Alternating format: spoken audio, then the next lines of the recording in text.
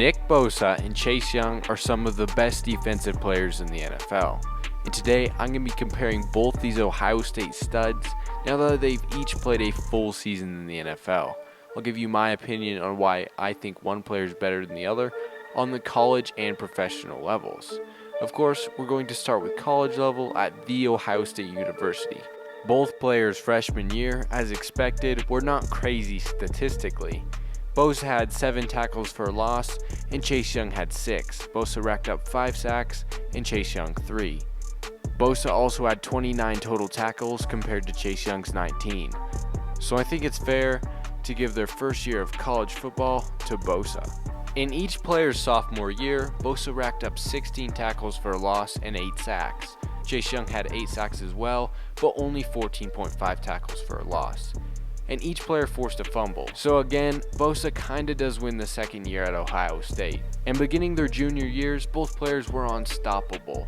In 2.5 games, Nick Bosa had 4 sacks, a forced fumble, 6 tackles for a loss, and 2 fumble recoveries. But on his 3rd game in the junior season, he had a core muscle injury which ended his college career. So if we times all those stats by 4 and say he did play a full season, he would have had 16 sacks, 4 forced fumbles, and 8 fumble recoveries, and 24 tackles for a loss. So if he was consistent for the rest of the season and could have played all 12 games, he would have probably had very similar stats to Chase Young, who in his junior season had 16.5 sacks, 7 forced fumbles, 21 tackles for a loss, and no fumble recoveries. Even though Bosa really didn't have a chance to prove himself in that final year, I have to say Chase Young was a better college player, even if it was just because of injury, because availability is the best ability. But if Bosa did play his last year in college, I believe I would be saying Bosa was the better college player. After their junior years, both players entered the NFL draft. Okay, if you're enjoying, hitting the like would help me out a ton, and if you love football, subscribing is a great idea. Bosa was 6'4", 267 pounds, and Chase Young was 6'5", 265 pounds. Bosa ran a 4.75 40-yard dash, and Chase Young ran a 4.65 40-yard dash. Nick Bosa bench pressed 225 pounds 29 times at the combine, and sadly, we never got to see Chase Young bench at the combine.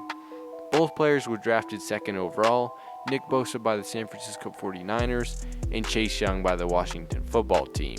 So, to compare both players' first year in the NFL, I have to say, even though Chase Young missed a game, I'm not going to give him any cushion for missing a game, since I said he won the college comparison because Bosa missed his last season.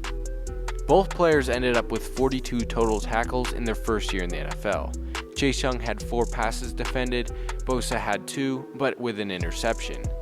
And for these last stats, I'm going to Pro Football Focus, so if you look up stats and they're slightly different, then just know that's the website I'm using. Sacks, Bosa had 10 in his first year and 7 assists. And this is where Chase Young kind of falls behind.